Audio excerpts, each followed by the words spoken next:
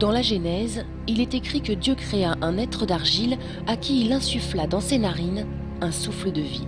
Il créa l'homme à son image, puis la femme.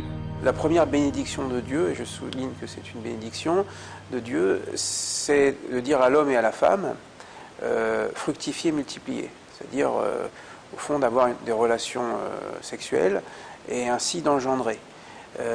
Bien sûr, cet engendrement, c'est pour continuer l'histoire, mais c'est aussi pour trouver un équilibre.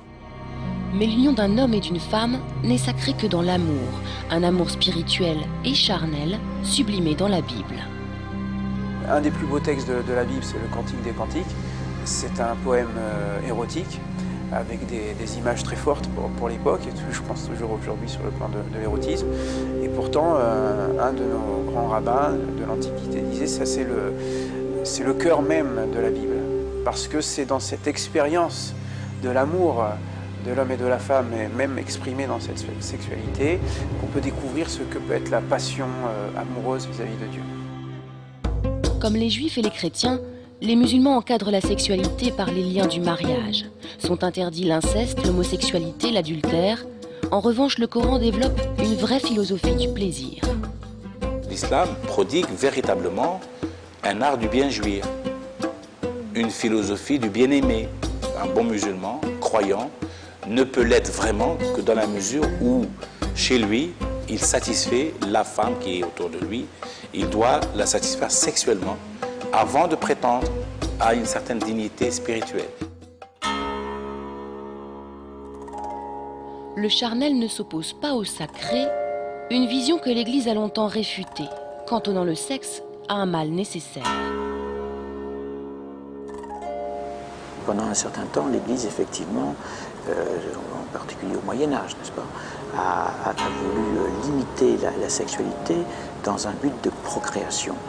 Et on voit bien que là, il y a une peur très grande du désir, car le désir ne se vit pas seulement lorsqu'il s'agit de faire un enfant. Il y a des sermons qui ont été retrouvés du XIe, XIIe siècle de certains curés de villages qui interdisaient la femme d'éprouver du plaisir. Le plaisir était la honte, était la marque de la prostituée. Mais je crois que ça, c'est plutôt l'institution qui réagit, comme toute institution, pas seulement l'Église. Regardez, toutes les institutions ont peur de la sexualité, de quelque chose qui pourrait venir bouleverser l'ordre des choses. La sexualité obéit donc au règne des pulsions. Pour éviter la tentation, il faut cacher son corps, la faute au péché originel. La raison pour laquelle le corps est caché, il faut encore faire référence à la Bible, au livre de la Genèse, au chapitre 3, où l'homme et la femme ayant consommé le fruit interdit, eh bien, ils se sont rendus compte qu'ils étaient nus. Alors qu'on peut comprendre qu'avant la faute, ils étaient innocents, et ensuite, ils se sont rendus compte qu'il y avait des arrière-pensées.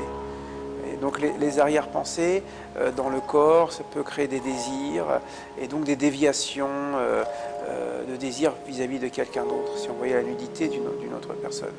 Alors on va cacher le corps, et l'habit va devenir l'écrin du corps en quelque sorte. Cacher son corps en islam est recommandé aux croyants, mais la femme porte essentiellement la charge de la pudeur. C'est l'homme qui donne la filiation, mais c'est la femme qui la reçoit. Et c'est la femme qui lui donne vie, qui lui donne naissance. Donc le réceptacle féminin doit être protégé par tous les moyens. Il y a l'islam qui libère les hommes et les femmes, qui leur dit « votre islam est dans la spiritualité, dans le rapport à Dieu ». Et il y a l'islam qui, qui aggrave la demande légitime, ordinaire, des hommes et des femmes d'être dans la discrétion.